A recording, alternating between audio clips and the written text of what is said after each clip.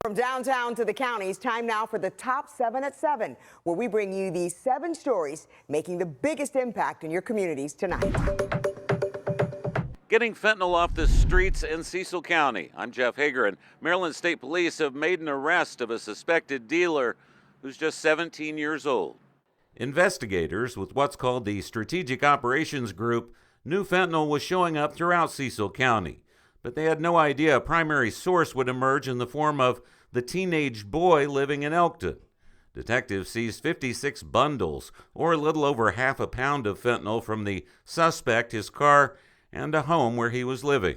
This teenager, with the amount of fentanyl he had on him, in his vehicle, in the home where he was living, it was clear to our investigators that this was sales and distribution of this illegal drug. What remains unclear is whether the suspect will face adult charges. For now, he's facing felony charges as a juvenile and has already been turned over to his mother's custody. In Elkton, Jeff Hager, WMAR-2 News.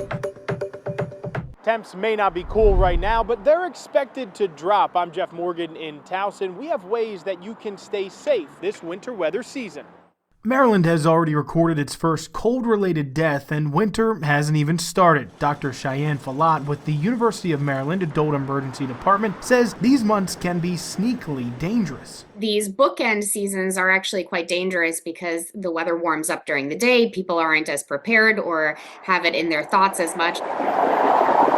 The people most vulnerable are those living on the streets, especially unhoused populations and those who have psychiatric and socioeconomic barriers to care are relatively underprepared for the cold, and we find that it affects them quite a bit. If you or someone you know is experiencing homelessness or needs assistance, we have resources in this story on our website. Jeff Morgan, WMAR-2 News.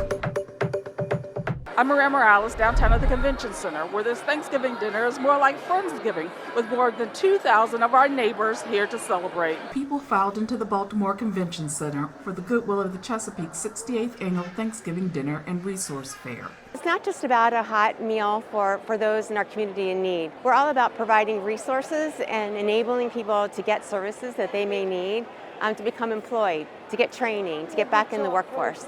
So really today is about giving them back their dignity and helping them get jobs. Hundreds of volunteers from children to police cadets to the mayor and his family dished up a traditional Thanksgiving meal with all the trimmings. Guests also connected with 50 nonprofit and for-profit agencies, including employers who are hiring, job training, financial literacy programs, and state services. In Baltimore, Maria Morales, WMAR-2 News.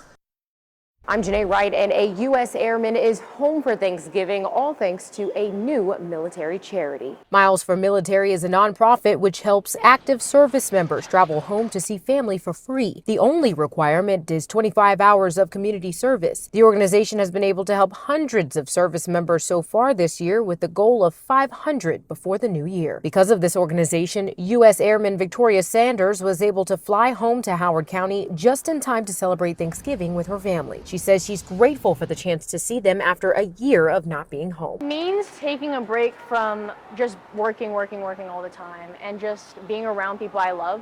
It's very comforting to me. My mom's cooking is like something that soothes the soul, so that's something I love the most. And Sanders will spend the next 2 weeks enjoying time with family before heading back to the Wright-Patterson Air Force Base in Ohio. Janae Wright, WMAR-2 News.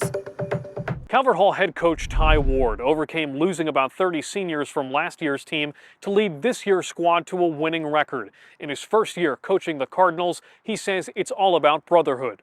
Coach Ty Ward loves to cook on Thanksgiving, but this year, instead of a chef's hat, it'll be a headset. Couldn't be more excited about it. You know, it'll be something that it's an amazing game for our kids. Obviously, the community really comes out for it, and it's just a wonderful day for Calvert Hall. Home has been all over, down south in Alabama and Georgia, up north in Pennsylvania. But the one constant for Coach Ward is football. He played at Lehigh University and coached college ball for 6 years. Here at Calvert Hall, Coach Ward's Cardinals went 5-4 ahead of the Turkey Bowl, above 500 for his young team. I think it took a lot of belief and it took a lot of hard work. You know, I got here in March and the kids just started grinding. You know, they were excited for something new. They were excited to to kind of build their own program and do things the way that, you know, we would call one way for us. Is we're always trying to chase best. We're always trying to do things at the highest level. Change is never easy. Ward says having a new coach was an adjustment for his players, but they adjusted well. And at the end of the day, it's what these student athletes love to do, playing the game they love and building the brotherhood Calvert Hall is all about. For us, we're trying to build a program, not a season. We're trying to build something that's lasting, something that's sustainable year to year. And I think this year's team has done a wonderful job setting the stage for us to have a great program.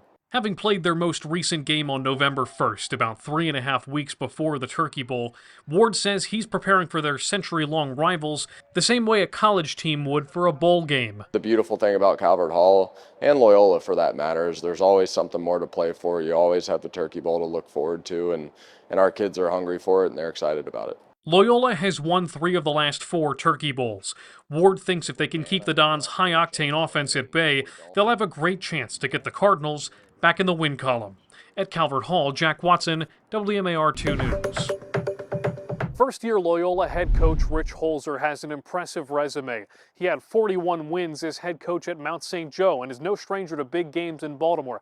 But coaching on Thanksgiving is a first he welcomes. Rich Holzer has coached all over Maryland, Parkdale in PG County, Meade Senior High School in Anne Arundel, Mount St. Joseph's right here in Baltimore, and in 2022, he was Southern Maryland Coach of the Year in Calvert County. The Loyola job is a perfect fit. It's been great. The school's been awesome. The administration here has been outstanding, and I get to go to work every day with one of my sons, which is kind of unique. It's kind of cool. Holzer is also a big believer in mindset management. The team works with a sports psychologist.